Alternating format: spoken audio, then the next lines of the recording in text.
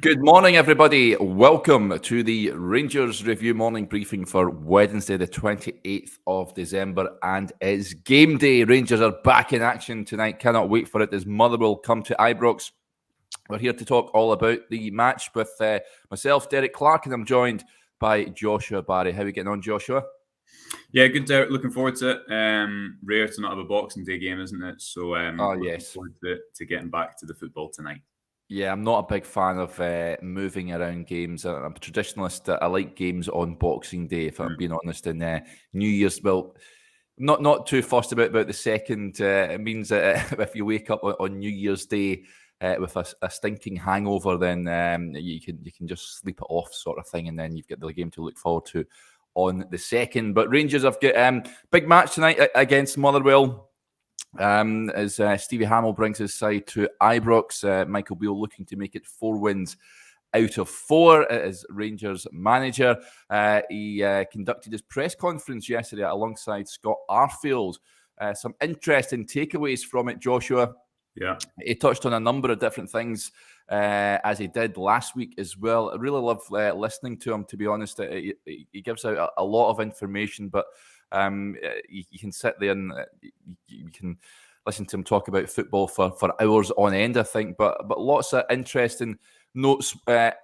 Point on Stephen Davis, of course, he touched on his season-ending injury, and he says that he could be a future Rangers manager, but believes that the midfielder still has a role to play in his Ibrox regime. I'll touch on some of the comments that he said. He says, yeah, certainly with our relationship, Beale was replied when he asked if there could be a role for him in the back room. He says, I wouldn't say we are best friends, but there is a lot of respect with how well we have worked together in the past, and he's got a good eye for the game. I'm sure Northern Ireland have also got their eye on Stephen in the future, and I think it would be nice to have a future Rangers manager on the staff one day. Over the last couple of years, the club has seen a lot of staff leaving the building with managers, and I always think it's nice.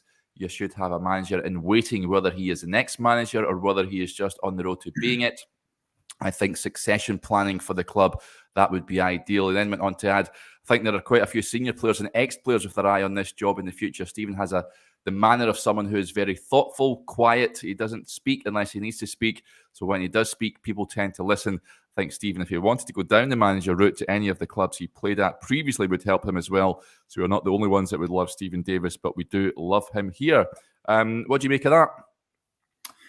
Yeah, well, I guess there was 2 real interesting points from Beale's comments on Davis. The first was, I think Beale, the first thing he said was he was devastated, and he went on to speak about the role that Davis could have played or would have played in the playing squad. Beale didn't think he looked any less sharp than when he'd left the Euro. And it kind of fits into what we were saying actually yesterday in the morning briefing, Derek. We were speaking about, well, could Davis play that role that he did against Hibs, where he comes on for the last 20 minutes or 30 minutes of games and either helps Rangers open up a defence or shut down a game.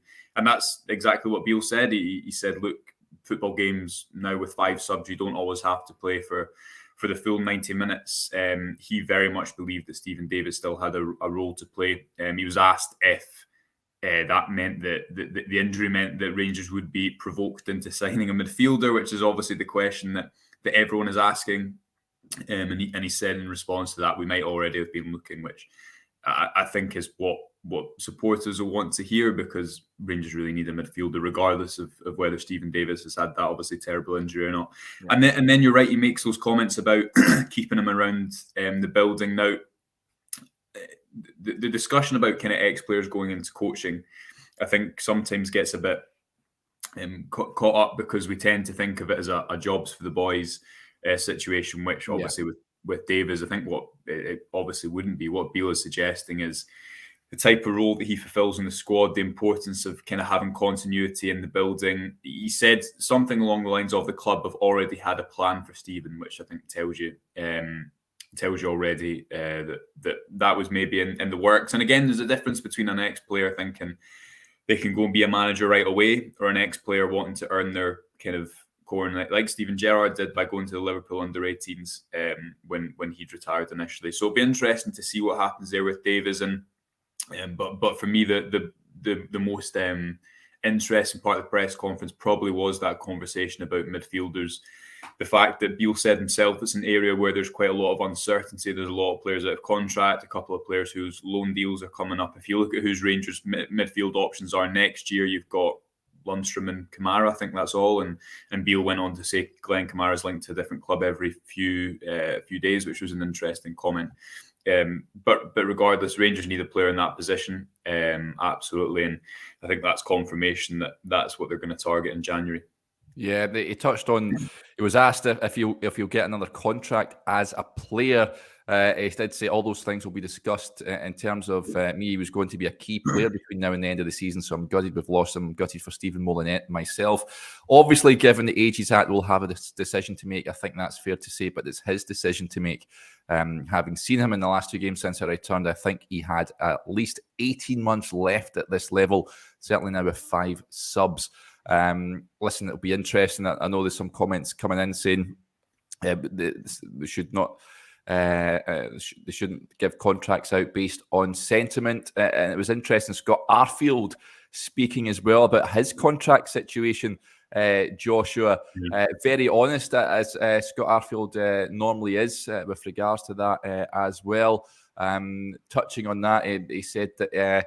He's revealed he's not in talks about a new Rangers deal. He obviously said he'd love to stay on the contract situation. He said, I'd love to stay here for as long as possible, whether that be in any capacity. I've thoroughly enjoyed my time here since I walked through the door, and I want to keep those moments going. He was quizzed on it further, and he said, you're not an asset anymore. About talk continuing after turning 30. He says, when you get over 30, they talk stop. He said with a smirk in response to that question. He says, that's just football and that's just life. You take it day by day. And if you get the opportunity that works for everybody, then you're more than happy to say it'll be down the road. You're not an asset anymore. There's bigger assets at the club. You need to stay in your lane and know where you are at the minute, this minute in time. I have no problem with that. Pretty honest from Scott Arfield, that wasn't it? I think he's. Listen, if he can produce moments like at Pataudry, like we've seen last week, then I think there's a decision to be made. But again, it falls into that sort of, we can't be handing out contracts based on sentiment. I think that there's a general understanding that Rangers need fresh blood in that midfield to re-energise it. Your point yesterday, Joshua, was quite staggering that Charlie McCann is cost more than the entire Rangers midfield, which I'm not quite sure what that tells us, but I think what it does tell us is money needs to be invested in that area of the pitch. Yeah, I think with all the conversation around all these players, there's that delicate line between people like Scott Arfield and Stephen Davis and Alan McGregor have contributed so much and given people who will go to Ibrox so many good memories. But you've got to move on at some point, as Arfield is acknowledging with that statement. He's absolutely right. I think if Rangers were in contract talks with Arfield at the moment, that shouldn't be their priority. Their priority should be obviously the January window. It's not as if Arfield or Jack or Davis, I think, is going to want to necessarily go somewhere else, or I think go somewhere else without. It's not the same, I think, as Kent and Morelos being out of contract in a matter of days and able to speak to other clubs. For me, if you can get Arfield, the role that he played coming off the bench against Aberdeen, or the role he played earlier in the season coming off, I think it was a St Johnstone game, the 4-0 game at home, when he's able to play for that kind of 30-minute spell and either raise the tempo and help the team get a couple other goals, as he did on that day against St Johnstone, the Cup semi-final, the Old Firm in Hampden in April, where he comes off the bench and scores that really important goal, the couple of goals against Aberdeen when he probably could have had another one as well. That's, I think, the role that he's there to play. Similarly with Stephen Davis, when he comes off the bench or plays the odd game, I think that's a role that he was re-signed to play. I think the difficulty you have is when the squad building isn't done, correctly, or there isn't enough players brought in, you end up with a situation where you're playing both of them in Champions League games and Alan McGregor as well. And I think you've got to move on at some point. When you've got a midfield of Jack, Arfield and Davis in the Champions League, I don't think that's moved on enough from the Europa League two or three seasons before. So you understand the point I'm making in a roundabout way. I think these players, of course, have a part to play. And being outside of football, we can't understand when managers speak about the impact that they have in the change room, the impact that they have around the club, we can't really understand the significance of that. And maybe sometimes it's too easy to just kind of cast that aside. So I think that the role that Arfield played against Aberdeen is perfect. I think he's really quiet against Ross County because I don't always think that type of game suits him as much now at his age. When he just has to attack the box and make those clever runs, he's so good at it. And similarly, as we were saying yesterday, Stephen Davis, I think he did still have a role to play regarding coming off the bench because Rangers have, and all teams have these 5 substitutions now. But normally, I feel like that's Scott Arfield's kind of been that type of player for 2 or 3 seasons, and he always ends up, playing 4 games in a row in February. Yeah. Last February, I remember that game against St Johnstone where he just looked like he'd run out of gas. So was that the no subs game? Sorry, was that the no subs game? That was the no. That was the no. How could I forget? That was a long game. So yeah, that's I think that's what you've got to the balance you've got to strike. But Rangers need a midfielder. And another interesting thing that Arfield said, he was speaking about the clarity of message that Michael Beale has given the squad, and it was quite simple. But if you listen back to the press conference, I just think it's interesting the way that he speaks about Beale since he came back into the club, how that's made an impact. And on his press conferences more generally, Derek was listening to some of our good friends of the show on Heart and Hand, Adam, David and Martin. I think it was the podcast before the Ross County game, and Martin was speaking about the fact that, for Van Bronckhorst, he's been doing these press conferences. He's been the star player of his country for 20 years. It's about getting through them. It's about kind of keeping the company line, whatever. Beale just loves speaking about football, and that's what comes across, I think, in his press conferences. It doesn't seem like a chore when he's asked about a tactical decision or when he's asked about a player or whatever. And I think it is sometimes as simple as that. So I'm regurgitating Martin's idea and citing him just in case he criticizes me. Yeah, he loves to talk. Does Michael Beale, and it's great to hear from him talking about football. As I say, you could listen to him for hours. Let's get to some of the comments coming in. James Perry says, "What time's kick-off tonight?" 7:45, James, and there will be, as usual, a pre-match video round about when the teams are announced to give our initial reaction. I'm sure there'll be a Twitter Spaces, I think. If you're on Twitter, folks, we'll go on at halftime, either myself or Johnny and Joshua or what have you, and we'll discuss the first half events. And then there may be a post-match reaction video as well. It just depends on the workload following the game, because a lot of work going down press conference and transcribing what the manager has to say and what have you. So if we can fit it in, we will do so. Love this. People travelling from far and wide for match days. George A says, "Good morning, troops from Conan, Lancashire. I'll be setting off at 1:30 p.m. travelling to Ibrox Stadium to watch the famous safe journey up the road, George. Hopefully it's well worth it, and you can watch Rangers defeat Motherwell and make it 4 from 4. And talking about that, Aldo says 4 for 4 incoming. When was the last time that happened? Do you lads know? Last year, was it not? Was it not Van Bronckhorst? Yeah, it must have been last year, yeah. Yeah, because he won against Livingston, Hibs, Hearts, I want to say Dundee. I'm gonna look, Derek. And while I'm looking, I'm just gonna put in the comment section today's one of the articles on the website today is a look at the goalkeeper situation, which Beale also spoke about, we can maybe touch on just now. And off the back of him saying that he isn't going to be strengthening in that area, I think it was a question you asked him last week. Yeah, fantastic. Right, let's get to some of the other comments coming in. Dave Fulton makes an interesting point. He says, Davis and Arfield's professionalism and attitude is something we need to keep around the dressing room and the training ground. They've certainly been model professionals of that, there is no doubt. And interesting point here from a good friend of the show, Tam Brown. He says, what do you think of some of the loan players getting a recall in January for a closer look? Rangers have got a number of players out on loan, namely academy boys in the B team. I know the likes of Josh McPake is doing well at Queen's Park. We've got Zakowski out on loan. I think that's a loan to buy for them back in Poland at Lech Poznan. Lewis Mayo, of course, at Kilmarnock on loan. I can't think of too many other ones. Kai Kennedy is another one that's doing well at Falkirk. I'm of the opinion, Joshua, I think these lads, just keep them where they are. There's not a notable one like there was last season with Nico Katic, where there was a genuine debate with the new manager coming in as to whether he should come back and the manager have a look at him. Yeah, no, I think it's so important that you've seen with Beale, they've got results in the first few games. And yesterday, Beale was saying that it was the best training session since he'd been back. He's seeing a lot more of what he wants to see. And obviously, it will take time for him to get performance happy and results happy, given the schedule, the injuries, and the fact that they've not, although he's had some training time, he's not had training time really with the whole team, given the number of injuries that have been there. But regardless of when he does have the whole squad back, I think you can't fall into the same not trap. But I remember with Van Bronckhorst, everyone kind of thought.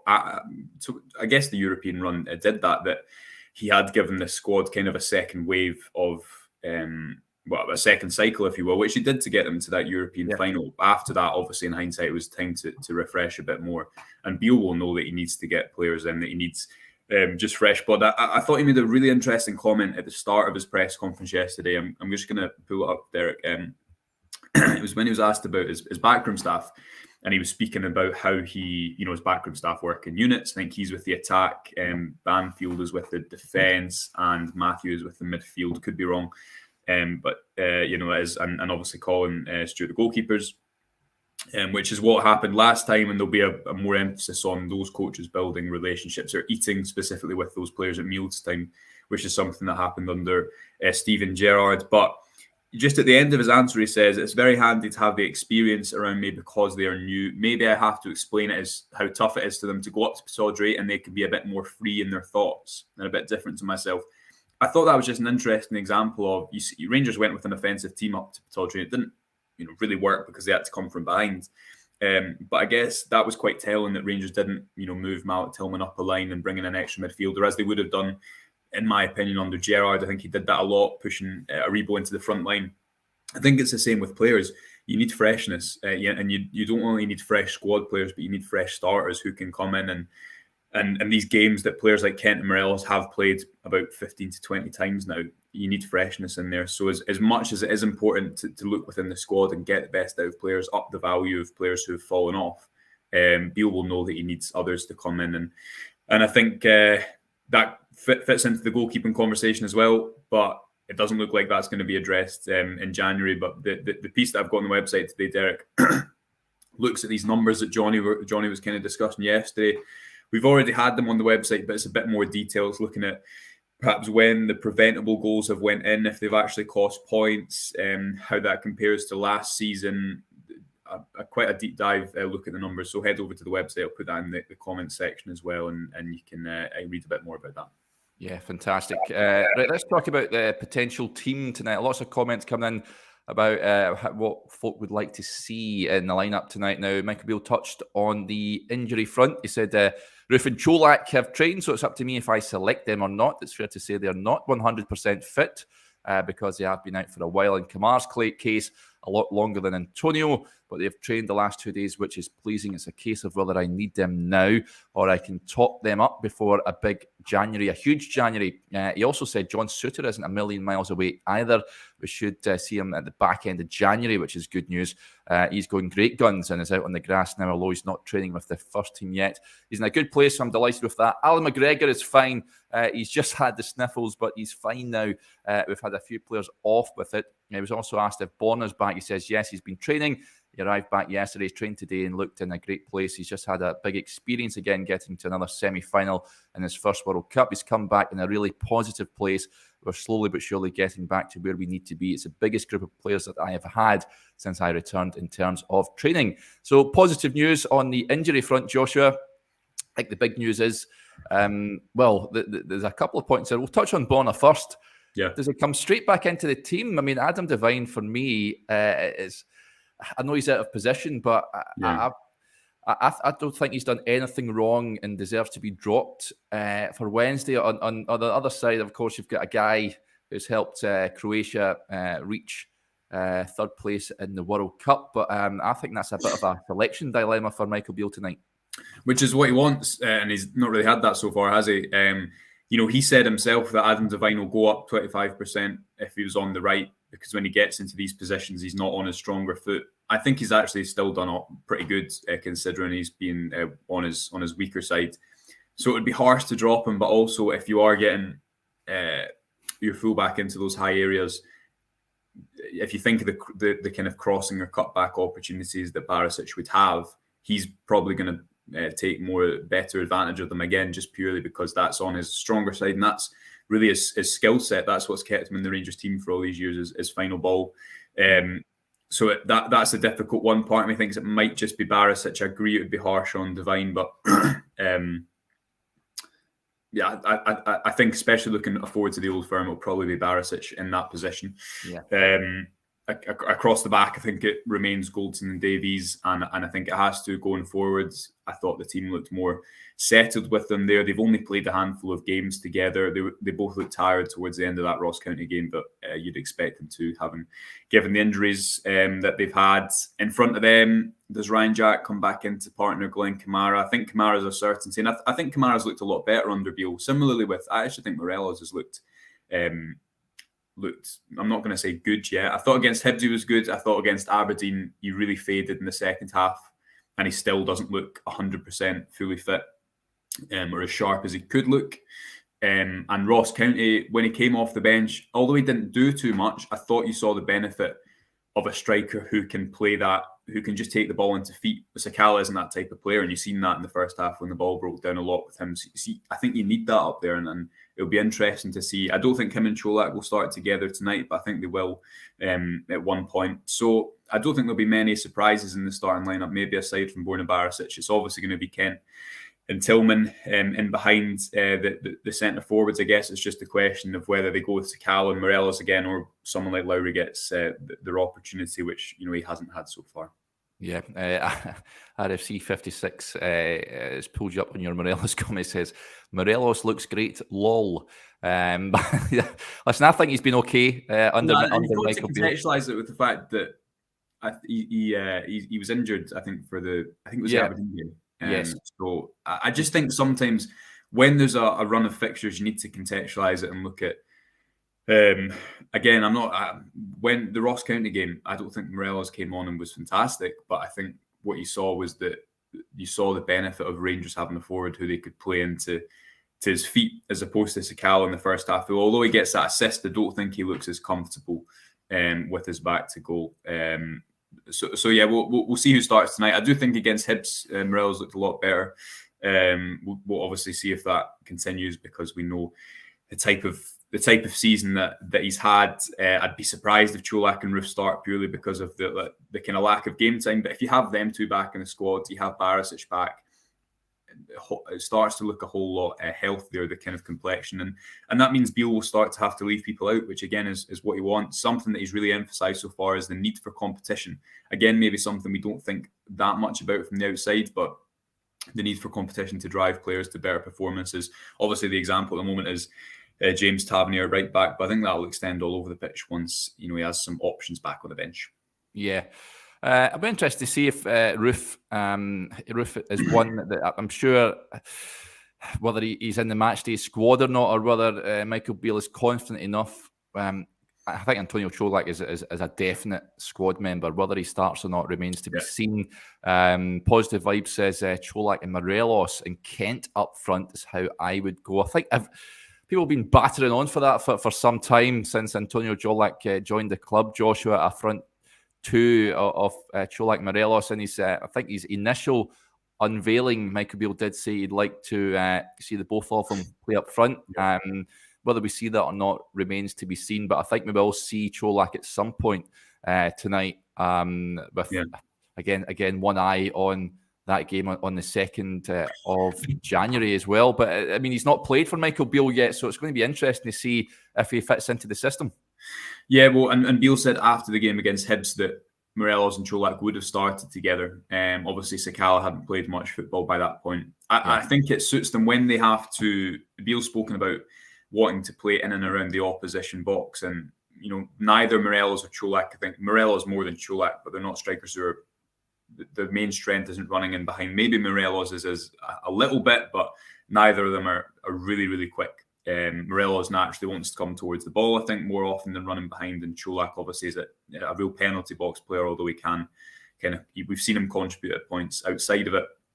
So I think it would need to be a certain type of game where you are playing in and around the opposition box, and maybe you're at home. It wouldn't work as much if you have that midfield battle, and it's more about trying to get into the opposition half.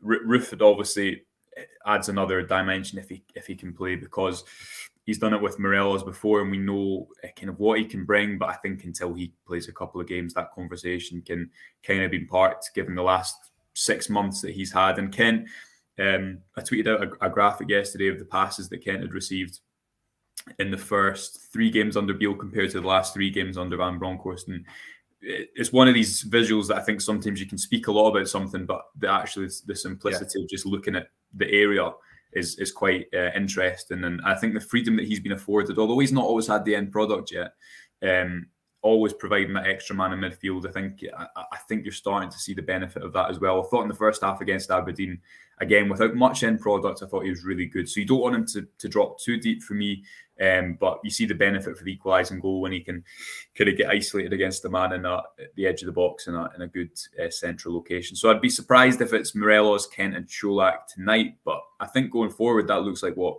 Beale wants to do. Whether it works or not, it's certainly got goals in that front line, and you've seen the benefit of that with Sakala in those 2 games against Hibs and Aberdeen. I don't think he was brilliant in either of them, but he scored in either of them, and that's kind of what he gives you in the starting 11. Yeah, he certainly does. Let's get to some of the comments here. Firstly, Broken Nose Boxing. Hello from Japan. Good to have you. Good to have your company on this Wednesday morning, buddy, or whatever time it is over there in Japan. Worldwide show we are, Joshua. And Ian Campbell says, what time will you be on tonight, guys?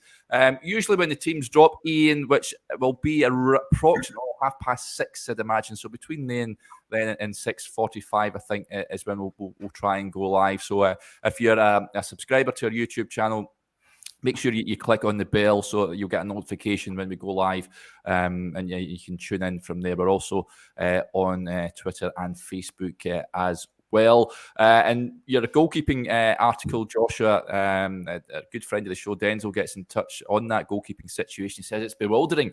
Quite often, stats defy the evidence of the eye. Johnny was spot on yesterday with his figures.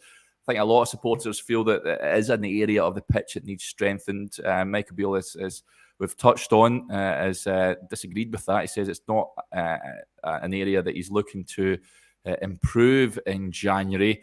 Are you concerned going forward with regards to that? The figures don't make for good reading.